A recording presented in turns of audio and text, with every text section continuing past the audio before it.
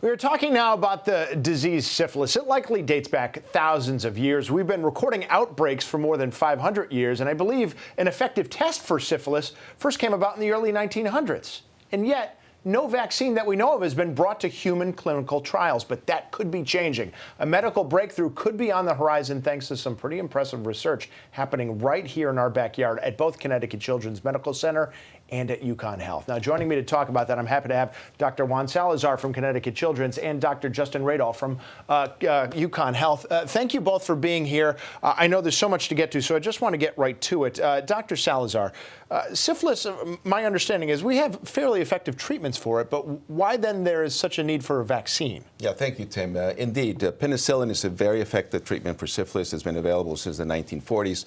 Unfortunately, the disease has not been controlled adequately. Today, throughout the world, we have about 6 to 7 million cases, new cases of syphilis every year.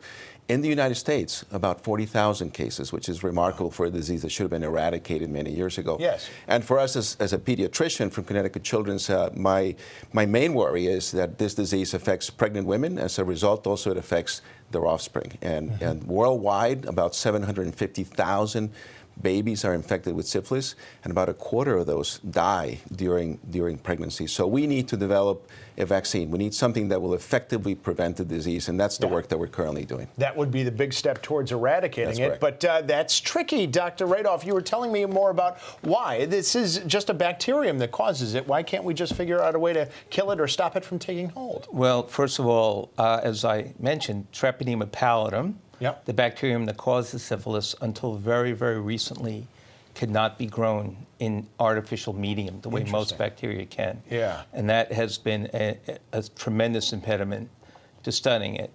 The other aspect is that to identify the molecules on the surface of the bacterium that we need to target for a vaccine has also been very challenging. So when you put those two aspects of the bacterium together, it's been quite difficult, but we've been very successful in identifying those targets. And that's part of why you have teamed together with other institutions and the National Institutes of Health as part of this. But how did this partnership come about? How did this overall overarching effort come about? Yeah, thank you, Tim. And you know, this started many years ago. Dr. Radolf has been working on this for several decades. I came a little bit later into this, about 19 years ago, working with Dr. Radolf in his lab, and partnership between Connecticut Children's and UCONN Health has allowed this to evolve. And in collaboration with Dr. Radolf, we have been able to find several collaborators at the UNC Chapel Hill in China, Colombia, South America, and also in Africa, where we'll be doing the studies.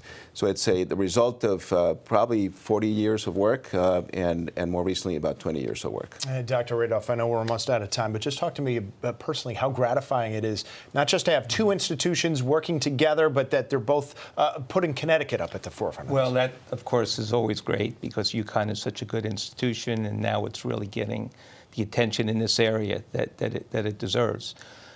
What I personally find gratifying is that, as a scientist, is that when you study something for years, to really have an opportunity to use the work you've done, your findings, to better health on a global scale.